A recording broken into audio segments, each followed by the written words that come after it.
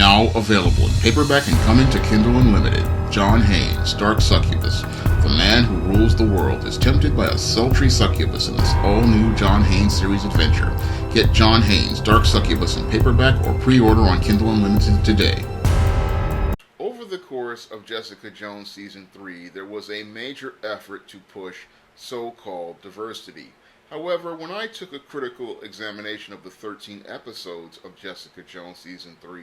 I started to see how there was a passive-aggressive approach to this effort to promote diversity. Now, passively, the producers of Jessica Jones went out of their way to promote diversity by including more women, minorities, and members of the LGBTQ community, and pushing many storylines featuring gay and lesbian characters. However, as they were pushing these characters who were gay, lesbian, and transgender, there was an aggressive effort to destroy the image of heterosexual black men. And when I looked at your Jessica Jones Season 3, I could see that effort to destroy the image of heterosexual black men with Jessica Jones Receptionist, which was designed to emasculate the black male image, and efforts with the Malcolm character. Now, the Malcolm character in Jessica Jones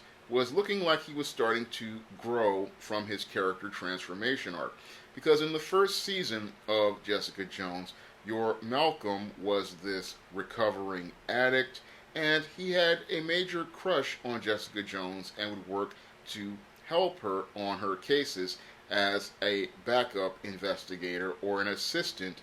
investigator, and he aspired to be a private investigator himself with his own agency. And it looked like in Season 2, your Malcolm was starting to get his stuff together, because after he had realized that he had no chance with Jessica Jones, he decided to start working on putting himself first and starting to build himself up. And at the end of Jessica Jones Season 2, we saw the Malcolm character get a haircut, put on a suit, and then go start working for Jaren Hogarth as one of her investigators. So it looked like your Malcolm was getting ready to start moving his life forward, and it looked like he was getting ready to take himself to the next level. And on Jessica Jones Season 3, we started to see the Malcolm character starting to work towards actualizing his potential as he was working at Hogarth and Associates.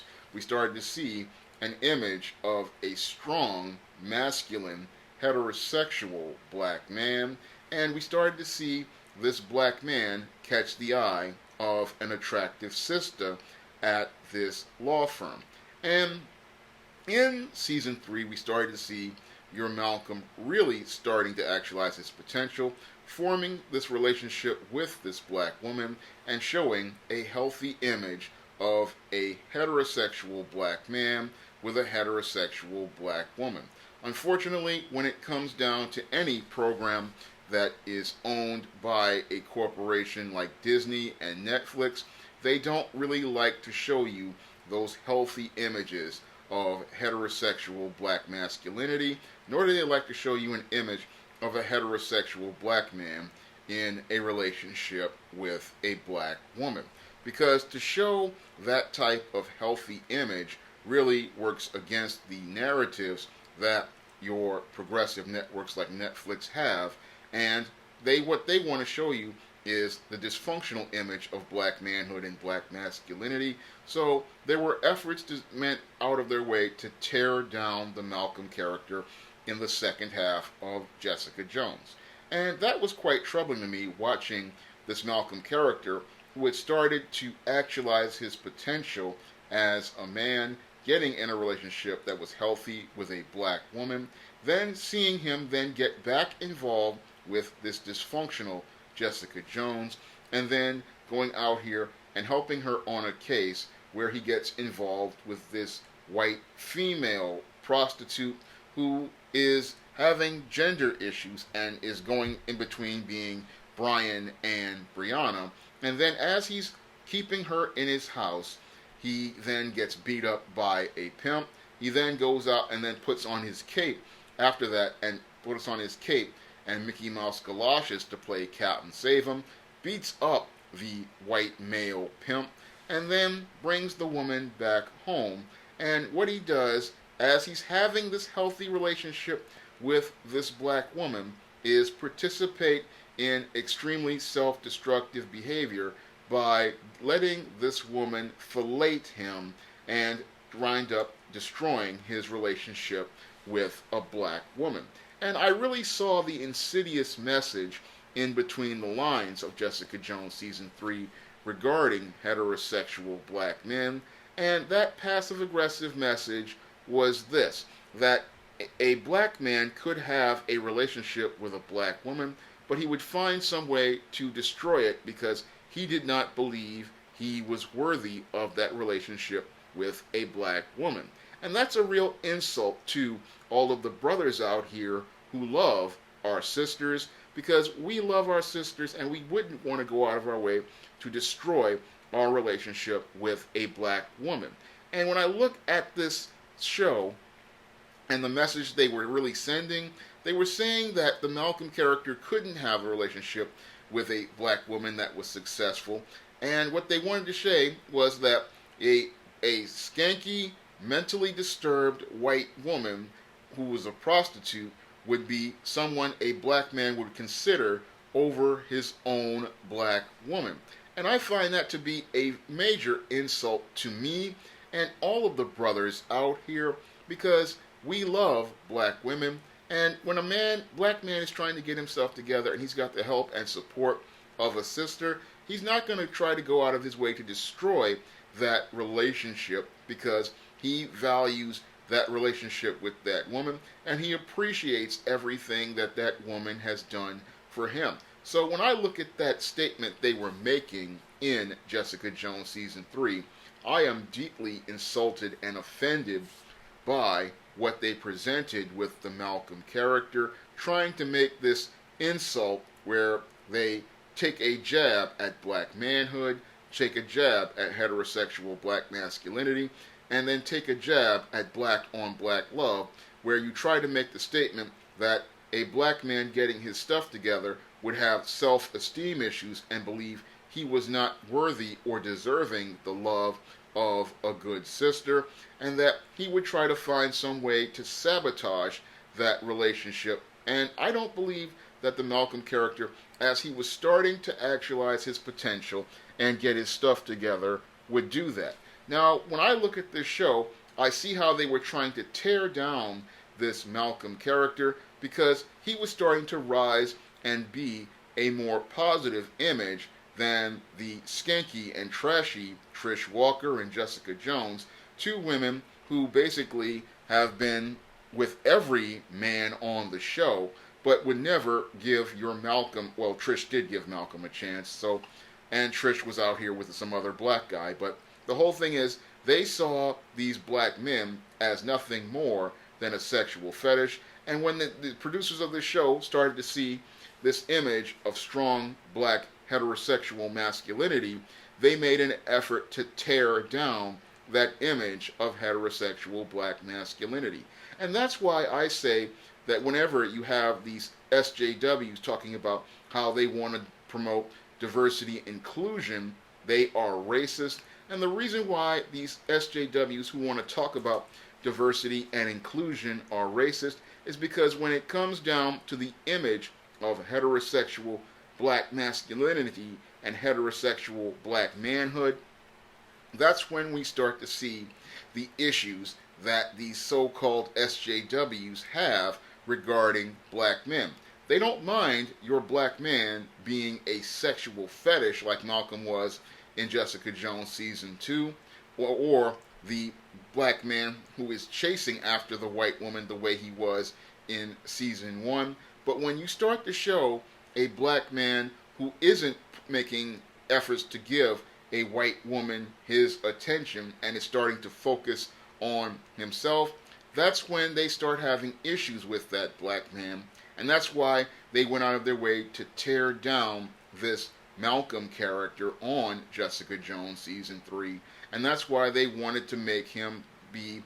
back in the position of the bottom, because that's where they felt comfortable with the Malcolm character being. They didn't like the idea of the Malcolm character actually elevating himself by working for a organization like Hogarth and Associates, nor did they like the idea of the Malcolm character actually being economically more successful than Jessica Jones, nor did they like the idea of the Malcolm character being more competent than Jessica Jones. So what they wanted to do so that the white woman could be elevated to a higher position than the black man was they found a way to tear down the Malcolm character, and the way they tore down the Malcolm character was to have him get back involved with this toxic Jessica Jones, then have him playing Captain Save-'em to a prostitute, and then continuing to play Captain Save-'em to this white female prostitute,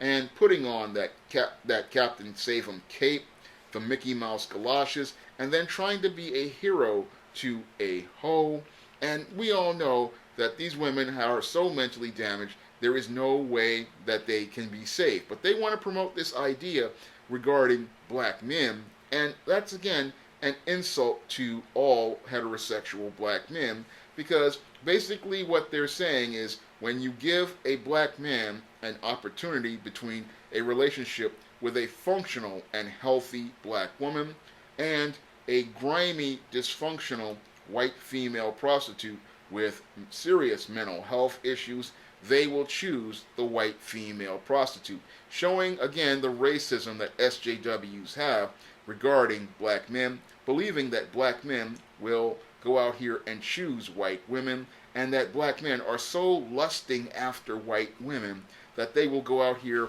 and get with the dirtiest, grimiest, and skankiest women like these that were featured on Jessica Jones over a clean, sophisticated sister. When I look at this show, I can just see all of the racism on this show regarding the black male image, and I again am deeply insulted by what was presented in Jessica Jones as related to the Malcolm character. Instead of giving him a character transformation arc where we saw him become a man that would actually show that he was a better detective than Jessica Jones, they wanted to bring him down so that Jessica Jones could rise above him. And that, if that's not white supremacy, I don't know what is, because that's clear to me from what I saw in season 3, the white supremacy as related to this Jessica Jones show and the black male image. And that's why it's important for all brothers and sisters out there to go out here and support black media like the SJS Direct imprint, where I produce books like the John Haynes series, because in the John Haynes series, I go out of my way to give you a healthy image of black manhood, a healthy image of black masculinity, a healthy image of black heterosexual masculinity, and a healthy stories about black on black love and black male self-love, because those concepts are very important for young brothers and sisters to see in action and in a story, because when it comes down to mainstream media, we can't trust mainstream media, because mainstream media, whether it be media from the right or media from the left, they passive-aggressively go out of their way between the lines to try to destroy the black male image. Yes, they will include you, but they only include you to degrade you. So that's why it's important for you to go out here and support books like the John Haynes series, because that's the only way you're going to be able to get balanced and humanized images of black men, and the only way you're going to get images and stories that promote a positive image of black manhood, black masculinity, and black heterosexual masculinity. Because when you look at stuff like your Jessica Jones, they put you in the show, but it's how they present you on the show that really is an insult to every brother and sister out there. If you'd like to pick up the books of the John Haynes series, like The Temptation of John Haynes, The Man Who Rules the World, John Haynes, A Conversation with Death, and John Haynes' Dark Succubus,